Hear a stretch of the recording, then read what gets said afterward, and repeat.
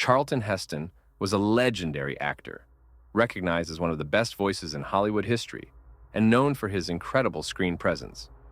During an acting career spanning 6 decades, he was known for his roles in award-winning films such as The Ten Commandments and Ben-Hur.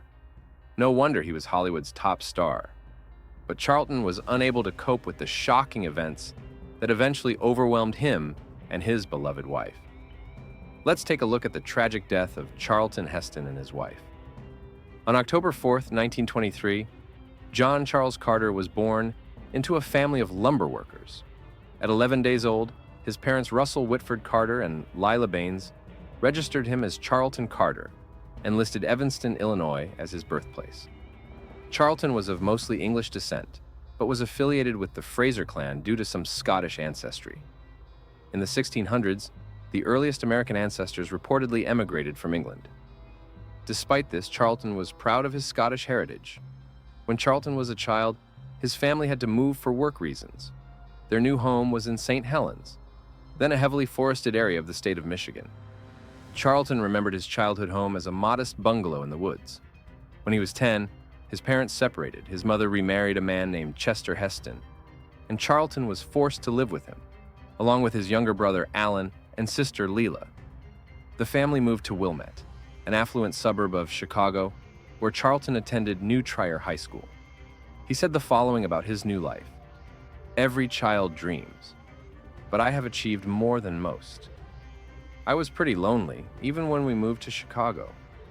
We lived in a suburb on the north side, and while I was a thin peasant in the woods, the other boys claimed to be rich and knew about girls."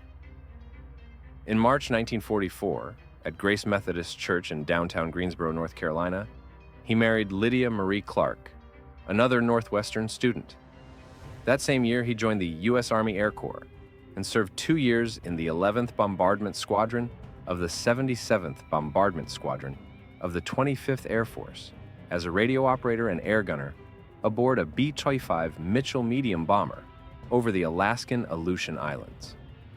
In late 1944, word spread through the base that an all-out invasion of Japan would cost at least 500,000 American casualties. Charlton was sure he would be part of this massive attack. The Army would send every soldier it could to Tokyo.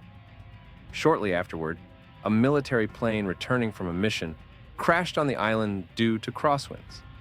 As Charlton and others rushed to get the pilots out of their cockpit, it slipped on a sheet of ice and was crushed by an ambulance. He was taken with the pilots to the base medical center. When he recovered sufficiently, he was sent to Ellendorf Field in Anchorage, Alaska. A few weeks after Japan's surrender, the wounded Charlton was sent to Great Falls, Montana, where he was officially demobilized in March 1946. The 23-year-old veteran returned to civilian life. He returned to Lydia, who welcomed him with open arms at the train station. Going back to his career, Charlton made his directorial debut in 1972, directing an adaptation of William Shakespeare's Antony and Cleopatra. This film, in which he had previously starred as Marcus Antony, was rarely shown on television and never released in theaters due to negative reviews. His second successful film was 1972's Skyjacked, but Charlton did not like it. His next film, The Call of the Wild, 1972, failed at the box office, but he rebounded with a series of successful films such as Soylent Green, 1973, another dystopian science fiction film that quickly became a cult classic. Charlton made several television and theater appearances as Chuck and Dame Edna's productions without taking himself too seriously. His unique voice led him to work as the narrator in Disney's Hercules and the opening sequence of Armageddon. Charlton said he loved playing the character of Mr. Roberts, a role he played 3 times. Shockingly, Charlton made a video message on August 9, 2002, in which he announced that he had Alzheimer's disease and was in the final stages of the disease. According to the report, doctors usually perform a series of tests to make the diagnosis with great certainty, even though it can be difficult to make a solid diagnosis in the early stages of the disease. These tests include a neurological evaluation, a physical examination, and several blood tests to rule out other problems such as an underactive thyroid, stroke, brain tumor, or imbalance of body salts. Memory tests are another tool used to help confirm the diagnosis.